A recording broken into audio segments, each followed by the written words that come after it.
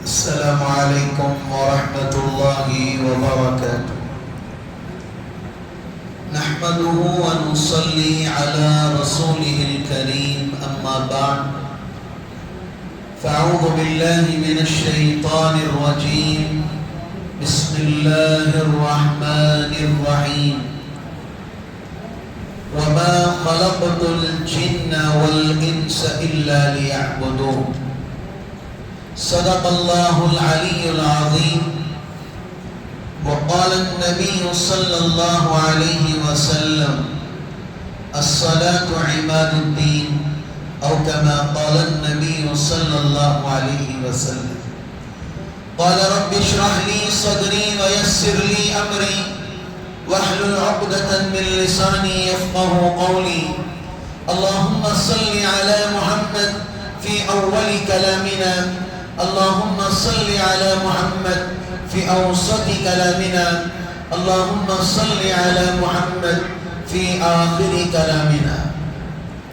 محترم عزیز بزرگوں اور دوستوں، اللہ تعالیٰ کا بڑا ہی کرم اور احسان ہے کہ اللہ رب العزت نے مجھے اور آپ کو رمضان المبارک جیسا عظیم مہینہ عطا فرمایا. میں بنا کسی لمبی بات کے سیدھا مدعے پر آ جاتا ہوں. بہت سارے لوگوں نے کہا کہ کل کا عنوان الگ تھا، آپ نے حضرت نوح علیہ السلام کی مختصر زندگی ہمارے سامنے پیش کر دی. لہذا میں نے بھی غور کیا کہ کیوں آپ لوگوں کو ٹھیس پہنچاؤں. تو آپ اتنا شوق رکھ رہے ہیں تو میں بھی اس میں ذوق دکھا کر آپ کی اس بات کو مدعے پر لاؤں. لہذا ہمارا ایک عنوان چھوٹ گیا تھا، جنات کی زندگی کیسے ہوتی ہے اور انسان کی زندگی کیسے ہوتی ہے، اور جنات کے پیدا ہونے کا مقصد کیا ہے اور انسان کے پیدا ہونے کا مقصد کیا ہے. میں نے 20/7 پارے کی دوسرے صفحے کی آیت پڑھی، وَمَا خَلَقْتُ الْجِنَّ وَالْإِنسَ إِلَّا لِيَعْبُدُونَ. ہم نے پیدا کیا جن اور انس کو، ہم نے پیدا کیا جن اور انس کو الا لیعبدون، میری عبادت کے لیے، میری اللہ کی عبادت کے لیے. مفہوم کیا ہے؟ ہم نے جنات اور انسان کو پیدا کیا محض اپنی عبادت کے لیے. اب سب سے پہلی بات یہ ہے، اللہ نے جنات کو آگ سے بنایا اور انسان کو مٹی سے بنایا. مٹی کی صفت بتائی، آگ کتنا بھی اڑا لو مٹی زمین پر ہی گرے گی. آگ سلگاؤ تو آگ کی صفت ہے کہ آگ اوپر چلے جاتی ہے، نیچے کبھی نہیں آئے گی. آگ بجھ جائے گی لیکن نیچے کبھی نہیں آئے گی. صفت ہے یہ، اللہ نے صفت پیدا کی. ایک دور تھا اللہ کے رسول صلی اللہ علیہ وسلم کا کہ جنات جب سے قرآن مجید نازل ہوا تو اس وقت سے جنات کا آسمانوں پر جانا بند کر دیا گیا. جنات کا آسمانوں پر جانا کیا کر دیا گیا؟ بند کر دیا گیا. تو اس زمانے میں جو راہب ہوتے تھے، جادوگر ہوتے تھے، وہ لوگ جنات کا بہت زیادہ استعمال کرتے. کیسے؟ اب اللہ تعالیٰ فرشتوں کو حکم دیتے تھے، مخلوق کا یہ کام ہے، یہ کام ہے، آپ یہاں کرنا ہے. بہت سارے فرشتے ہیں، لیکن جنات جیسے ہی فرشتے، ہم لوگ کہیں مسجد میں بات کرتے ہیں، بات کرتے کرتے مسجد کے باہر سے نکلتے ہیں. مسجد سے باہر نکلنے کے بعد تھوڑی بہت گفتگو تو کرتے ہی نہیں کرتے. بغل والا سنے گا تو پوری گفتگو معلوم نہیں ہوگی، لیکن ایک اس میں سے تھوڑا سا نقطہ بھی مل جائے گا تو وہ بہت بڑی بات ہے. لیکن یہ جنات کیا کرتے تھے؟ آسمانوں سے جب فرشتے زمین پر اترتے تو ان کی باتوں کو سن لیا کرتے تھے اور جادوگروں کو اور راہبوں کو لا کر وہ باتیں بتا دیتے تھے، جس کی وجہ سے وہ راہب وہ کل کی باتیں، جو باتیں کل ہونے کی ہیں، بعد میں ہونے کی ہیں، 1 گھنٹے کی ہونے کی ہیں، وہ باتیں بتا دیتے. جب سے قرآن مجید نازل ہوا آسمانوں پر تالے پڑ گئے، آسمانوں پر تالے پڑ گئے. اور فرشتے جنات جب بھی کہیں چھپے ہوئے بادلوں میں یہاں وہاں نظر آتے تو باقاعدہ جنات کو بھگاتے تھے، اور جس اسم سے بھی بھگاتے تھے لیکن بھگایا کرتے تھے۔ تو جنات پریشان ہو گئے، ارے ہمارا تو آسمانوں پر جانا بند ہو گیا، اب کیا کریں؟ وجہ کیا ہے؟ وجہ تحقیق کرتے کرتے کرتے کرتے کرتے دیکھا کہ ایک محفل لگی ہوئی ہے، چند لوگ بیٹھے ہوئے ہیں جو کیا کر رہے ہیں؟ قرآن پاک کی تلاوت کر رہے ہیں۔ تو جنات نے سمجھ لیا یہی وہ کتاب ہے جس کی وجہ سے ہمارا آسمانوں پر جانا کیا ہو گیا؟ بند ہو گیا۔ جن بھی ایک مخلوق ہے۔ اب انسان کے اندر مسلمان بھی ہیں، ہندو بھی ہے، کرسچن بھی ہے، سکھ بھی ہے، عیسائی بھی ہے، ہر مذہب کا آدمی رہتا ہے۔ جنات کے ساتھ بھی ہر مذہب والے رہتے ہیں، مسلمان بھی ہوتے ہیں، خبیث بھی ہوتے ہیں، ہر قسم کے لوگ ہوتے ہیں۔ اسی لیے یہ کہا جاتا ہے کھانا کھانے کے بعد دسترخوان میں جو ہڈیاں ہوتی ہیں اس کو فوراً جانوروں کو ڈال دو، کتوں کو ڈال دو، یا اپنے کچرے کے ڈبے میں ڈال دو۔ وجہ کیا ہے؟ یہ کوئلہ اور جو ہڈیاں ہیں جنات کی غذا میں سے، جنات کا کھانا ہے۔ آپ پوچھ رہے ہیں حضرت یہ ہڈیاں کیا کھائیں گے؟ اللہ کی قدرت، اللہ کی مشیت یہ ہے کہ جب ہم گوشت کھا کر اس ہڈیوں کو پھینک دیتے ہیں، اللہ قدرتی طور پر ان ہڈیوں میں اللہ گوشت لاتے ہیں۔ جنات بلی اور کتوں کی شکل میں آ کر اس کو کھا لیتے ہیں۔ دوسری بات، آج ہم سفروں میں جاتے ہیں، یہاں وہاں پھرنے کے لیے جاتے ہیں، تو استنجا کرنے کے لیے روڈوں پر ہی بیٹھ جاتے ہیں، بیٹھتے نہیں بیٹھتے ہیں۔ پکنک کو جاری کہیں ہائی وے کا ہے، روڈ پر ہی بیٹھ گئے۔ لیکن مسئلہ یہ ہے روڈ پر بیٹھنا مسئلہ نہیں ہے، لوگ وہاں پر استنجا کرتے ہیں جہاں پر درخت ہوتے ہیں، جہاں پیڑ لگا ہوا ہوتا ہے، جہاں پر درخت لگا ہوا ہوتا ہے، وہاں پر کیا کرتے ہیں؟ استنجا کرتے ہیں۔ ایک مرتبہ کا واقعہ لکھا ہے، کسی آدمی نے جا کر استنجا کیا، وہیں پر مر گیا۔ تو علماء نے تحقیق کی، اکابر نے تحقیق کی، وجہ کیا ہے؟ جو درخت کے پاس جائے استنجا کر مر جائے تو پتہ لگا جہاں پر ہم استنجا کر رہے ہیں، جہاں پر وہ چھوٹے چھوٹے سوراخ نظر آ رہے ہیں، وہ جنات کے گھر ہوتے ہیں، اندر بڑے بڑے محلات ہوتے ہیں۔ اسی لیے لوگ کہتے ہیں حضرت ہمیں راستے سے چلے، پری کا سایہ ہو گیا، حضرت وہاں گئے، جنات کا یہ ہو گیا۔ یاد رکھیے پاک جنات جو ہوتے ہیں، جو ایمان والے ہوتے ہیں، وہ کسی کو کسی قسم کی تکلیف نہیں پہنچاتے۔ یہ ہمیں ذہنوں میں بٹھا لینا چاہیے۔ جو عامل لوگ آج کل کرتے ہیں، اللہ حفاظت فرمائے، صرف ایک قرآن کی آیت پڑھ کے دم کرنے کے لیے کئی سارے پیسے لے لیتے ہیں۔ حقیقت یہ ہے جو پاک جنات ہوتے ہیں وہ کسی کو کسی قسم کی تکلیف نہیں پہنچاتے۔ اگر ہم تکلیف پہنچائیں گے تو وہی تکلیف پہنچائے۔ اور جو خبیث جنات ہوتے ہیں ان کا کام ہی لوگوں کو تکلیف پہنچانا۔ انسان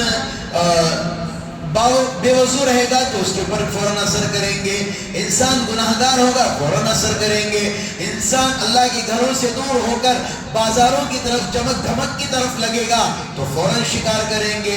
تو انسان کہے گا میرے اندر اتنی سستی کیوں آ رہی ہے، میرے اندر اتنا بیکار پن کیوں آ گیا ہے؟ یہی وہ لوگوں کی نحوست ہے۔ کتابوں کے اندر لکھا ہے جب رات کو سو، جب رات میں سو، جب اپنا جبہ ٹی شرٹ یا جو بھی شرٹ نکالو تو اسے سیدھا کر کے سو اور لگا کر سو۔ ہم کیسے نکالتے ہیں؟ نکال کر فوراً پھینک ڈالتے ہیں، نہیں کرتے نہیں کرتے، ایسے نکال کر وہ استی میں کیا ہوتی ہے؟ الٹی اندر رہ جاتی ہیں۔ اسی لیے کہ رات میں اچھے جنات بھی گھروں سے گزرتے ہیں، برے بھی گزرتے ہیں۔ اگر اچھے گزرے تو کچھ بھی نہیں، برے گزریں گے، خبیث گزریں گے تو اس کی جو نحوست ہوگی وہ ہمارے کپڑوں میں آ جائے۔ یہ حقیقت ہے۔ یہ اللہ نے انسان کو بنایا، انسان اشرف المخلوقات ہے، جنات ایسے ہیں ہر کوئی چیز دیکھ سکتے ہیں، کو معلوم چلتا ہے، اللہ نے بہت طاقت دی ہے۔ وہ حضرت سلیمان علیہ السلام کے دور کا قصہ نہیں ہے، انشاءاللہ تفصیلاً جب وہ آئے گا میں اس میں واقعات سناؤں گا۔ لیکن ایک جن نے کہا تھا بلقیس کا تخت تھا، سب نے سب سے کہا کہ کون وہ تخت لے کر آئے گا بلقیس آنے سے پہلے تو کسی نے کہا آپ مجھے 1 گھنٹے کا ٹائم دیں، آپ آدھے گھنٹے کا ٹائم دیں، 15 منٹ کا ٹائم دیں، 10 منٹ کا ٹائم دیں۔ حضرت سلیمان علیہ السلام نے کہا کہ نہیں، ایک جن تھا، بوڑھے میاں بیٹھے ہوئے تھے، وہ آئے اور وہ کہنے لگے کہ آپ پلک جھپکیں گے اس سے پہلے میں اس تخت کو حاضر کر دوں گی۔ اتنی طاقت ہے ان کے پاس، ہماری شکل بھی اختیار کر سکتے ہیں۔ اسی لیے ایک دعا ہے، بڑی جامع دعا ہے، آدمی جنگلوں میں کیوں نہ چلا جائے، بیابان میں کیوں نہ چلے جائے، تنہا کیوں نہ چلے جائے، اس دعا کو پڑھ لے گا، اپنے اوپر شہادت کی انگلی سے دم کر لے گا اور اپنے آپ کو، جسم کے ہر عضو کو ہاتھ پھیر لے گا، جن تو دور کی بات کوئی بھی اسے تکلیف نہیں پہنچا سکتا۔ اللہم انا نجعلک فی نحورہم ونعوذ بک من شرورہم۔ بڑی ہی جامع دعا ہے یہ، اس دعا کو یاد کر کے رکھو۔ ایک واقعہ سنا کر میں اپنی بات کو ختم کروں گا۔ لوگ کہتے ہیں جنات سانپ کی شکل میں آتے ہیں، ناگ کی شکل میں آتے ہیں، مادن کی شکل میں کیا کچھ بولتے نا، وہ ناگ منی کی شکل میں وہ کیا کچھ آتے ہیں۔ یہ سب انسان کی باتیں ہیں۔ یہ جیسے ایک انسان کو چہرے پر داڑھی نہیں ہے، ہم لوگ کہتے ہیں تو بڑے اللہ والے ہیں، یا اسی طرح ہے یہ ساری چیزیں۔ وہ سب کیا بھی نہیں ہے، صرف دکھانے کے لیے ہے، لوگوں کو ڈرانے کے لیے ہے۔ اگر ویسا ہوتا تو ساری دنیا پر وہی قبضہ کر کے بیٹھ جاتا۔ سب بیکار باتیں ہیں، یہ بالکل یہ درست بھی نہیں ہے کہنا۔ ایک دارالعلوم دیوبند کا واقعہ سنا رہا ہوں۔ آج بھی آپ دارالعلوم دیوبند جائیں گے جہاں پر بخاری کا درس دیا جاتا ہے تو وہاں پر ایک ہرا کپڑا بچھایا جاتا ہے۔ بہت سارے طلبہ گئے ہوں گے، اللہ نے ہمیں بھی وہاں پڑھنا نصیب فرمایا۔ ہرا کپڑا پہلے زمانے میں دکھتا تھا کہ جنات وہاں پر پڑھتے تھے، جنات وہاں پر پڑھتے تھے، اور راتوں میں کیا کرتے تھے، جنات کے بچے سانپ کی شکل میں، کوئی اور جانوروں کی شکل میں فٹ بال کھیلتے تھے میدانوں میں۔ چند بچوں نے دیکھا کہ ارے یہ فٹ بال کھیل رہے ہیں، تو اس کی وجہ سے دارالعلوم دیوبند کے اندر ان کو بلایا اور کہا کہ دیکھیے آپ یہاں پر پڑھیں، آپ کے بچے بھی پڑھیں، علم حاصل کریں، لیکن یہ آپ ان کھیلوں کو کھیل کر آپ ہمارے بچوں کی طبیعت خراب نہ کریں، اسی لیے وہاں پر منع کر دیا گیا۔ آج بھی دارالعلوم میں کئی سارے جنات کے بچے پڑھ رہے ہیں۔ ایک وقت کا واقعہ لکھا ہے، بہت بڑے اللہ والے شیخ الحدیث اپنے کمرے میں بیٹھے ہوئے تھے اور دودھ ایک کنارے پر رکھا ہوا تھا۔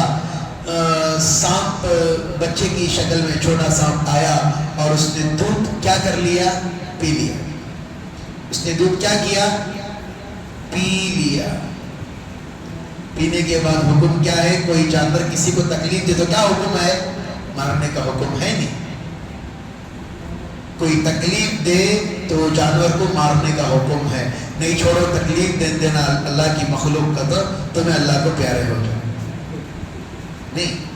کوئی جانور کسی کو تکلیف دے رہا ہے تو فوراً اسے مارنے کا حکم ہے، کون سا بھی جانور ہو، اللہ نے آپ کے اندر اتنی طاقت رکھی ہو تو فوراً حضرت نے اس بچے کو مار دیا۔ اچانک سے حضرت باہر نکلے، ایک ایسی ہوا آئی، یہ حقیقی واقعہ ہے، کوئی سینما سیریل نہیں ہے، یہ حقیقی واقعہ بتا رہا ہوں۔ جنات کے معنی میں آپ کے ذہنوں میں بہت ساری بات، یہ ایسے ہوں گے، یہ ویسے ہوں گے، حقیقی بتا رہا ہوں۔ ہماری طرح ہے سب کچھ، صرف دکھائی نہیں دیتے، اتنا ہی فرق ہے۔ حضرت کھڑے ہوتے، ایک ہوا چلی، ہوا کے ذریعے سے ان جنات نے حضرت کو زمین میں لے کر چلے گئے۔ دارالعلوم کے اتنے بڑے اللہ والے، دیکھا کہ حضرت کی آنکھیں کھلی، جانے کے بعد دیکھا کہ بڑا دربار سجا ہوا ہے، وہاں قاضی صاحب بیٹھے ہوئے ہیں، سب بیٹھے ہوئے ہیں، ایک جنازہ رکھا گیا ہے۔ ان کے ماں باپ کھڑے ہو کر رو رہے ہیں اور کہہ رہے ہیں اس فلاں عالم نے میرے بچے کو مار دیا۔ حضرت کو لے کر چلے گئے، اب کیا کریں گے؟ اس لیے کہا جاتا ہے انسان کا علم اگر مضبوط ہو تو جنات و دور کے بعد سمندری جانوروں سے بھی بچ کر آ سکتا ہے. اللہ پر یقین ہو، اس کا علم مضبوط ہو، اللہ کہیں سے بھی اللہ اسے بچا لیتا ہے. تو اللہ والے تھے، انہوں نے کہا کہ کیا ہوا، کیوں مجھے لے کر آئے ادھر بغیر اجازت کے؟ آپ نے ہمارے ایک بچے کو مار دیا ہے، کیوں مارا آپ نے؟ تو انہوں نے کہا کہ ہمارے یہاں حدیث ہے، اللہ کے رسول صلی اللہ علیہ وسلم نے فرمایا ہے اگر کوئی ایذا دینے والی چیز آئے تو تکلیف پہنچے تو اسے مارنے کا حکم ہے. تو وہاں پر کیا نہیں جان کے بدلے میں جان ہے، آپ کی جان اب ہم لیں گے. تو کہنے لگے حدیث کے اندر موجود ہے آپ کے جو پرانے جنات ہیں ان کو بلا لیجئے، بلانے کے بعد پوچھ لیجئے. سب کو پوچھا گیا، کوئی جواب دینے کے لیے تیار نہیں. حضرت پریشان کھڑے ہوئے ہیں، توکل تو اللہ ہے، اللہ پر بھروسہ ہے، کھڑے ہوئے ہیں، ڈرے نہیں. ایک جن نے ہاتھ کھڑا کیا، وہ کب کا جن تھا؟ حضور کریم صلی اللہ علیہ وسلم کے دور کا جن تھا. عمریں اتنی لمبی ہوتی تھی ان کی. اللہ کے رسول صلی اللہ علیہ وسلم کا زمانہ 1400 سال پہلے کا زمانہ. اس نے ہاتھ اٹھایا اور کہا کہ میں نے اپنے کانوں سے اور آنکھوں سے دیکھ کر اللہ کے رسول صلی اللہ علیہ وسلم کے پاس سے اس حدیث کو سنا ہے اور میں اس کی تصدیق کرتا ہوں. جیسے اس دن نے گواہی دی تو حضرت کو فوراً چھوڑ دیا گیا. یہ مسئلے بہت زیادہ ہوتے ہیں، لہٰذا میرے عزیز بزرگوں دوستوں، جنات کے بارے میں انسان کی سب سے بڑی بیماری وہ وہم ہے. وہم سب سے خطرناک بیماری. یہ کرے تو یہ ہو جائے گا، یہ ایسا کروں گا تو ایسا ہو جائے گا. وہم کو دور کرو، پازیٹیو سوچ رکھو، اپنے ذہنوں کو ایک طرفہ رکھو. اللہ میرے ساتھ ایسا کرے گا. اللہ کے اوپر توکل رکھو، اللہ پر بھروسہ رکھو. اللہ دیکھو دن بدن اللہ آپ کی کام کیسے بنائے گا. اللہ پاک سے یہی دعا کرتے ہیں، اللہ تعالیٰ جنات ہیں، ہم تکلیف بھی نہیں پہنچانا ہے. آج بہت سارے لوگ عامل لوگ جنات کو تکلیف پہنچاتے ہیں، جس کی بنیاد پر وہ اور انسانوں کو تکلیف دے دیتے ہیں. لہٰذا وہ بھی ایک مخلوق ہیں، ان کا بھی ادب کرنا چاہیے. راتوں میں جا کو ڈرو نہ کو، بولنے کے بعد گھر میں بھی پھرتی کیا کر کو. اللہ کے لیے دعائیں پڑھ کر سو. اللہ کے لیے انسان کے اندر اگر ایک معمول ہو جائے، صبح شام کی دعائیں، کھانے کی دعائیں، سونے کی دعائیں، اگر زندگی میں یہ معمول ہو جائے، انسان کو کسی قسم کا کوئی جادو اثر نہیں ہوگا. میں نے کہا کہ مجھے یاد ہے وہ وقت جب میں پریشانی کے عالم میں تھا، میں بیمار تھا. ایک وقت میری زبان پر صرف ایک ہی چیز تھی، 2 ورد تھے میری زبان میں. ایک سورہ کوثر پڑھ رہا تھا، تھربی میں سورہ کوثر پڑھ رہا تھا. انا اعطیناک الکوثر فصل لربک وانحر ان شانئک هو الابتر، پڑھ کے دم کر رہا تھا. اور دوسرا یا حی یا قیوم برحمتک نستغیث، یہ پڑھ رہا تھا. اللہ نے ایسی مدد فرمائی، ایسی مدد فرمائی، آج میں آپ حضرات کی خدمت میں بیٹھا ہوں. یہ بہت جامع چیز ہے. اللہ سے لو لگا کر، اللہ سے رجوع ہو کر، گر گرا کر مانگیں گے، اللہ تعالیٰ ہر پریشانی سے اللہ ہمیں نجات دے گا. اللہ تعالیٰ ہمیں کہنے سننے سے زیادہ اللہ ہماری زندگیوں میں اللہ عمل کی توفیق عطا فرمائے. لک الحمد و لک شکریہ اللہ. اللہم صلی علی محمد النبی الأمی وعلی آلہ وسلم تسلیما. ربنا آتنا فی الدنیا حسنہ وفی الآخرة حسنہ وقنا عذاب النار. اللهم أجرنا من النار يا مجير يا مجير يا مجير. اللهم لا تقتلنا بغضبك ولا تهلكنا بعذابك وعافنا قبل ذلك يا حي يا قيوم برحمتك نستغيث. حسبنا الله ونعم الوكيل، نعم المولى ونعم النصير. سبحان ربك رب العزة عما يصفون وسلام على المرسلين والحمد لله رب العالمين.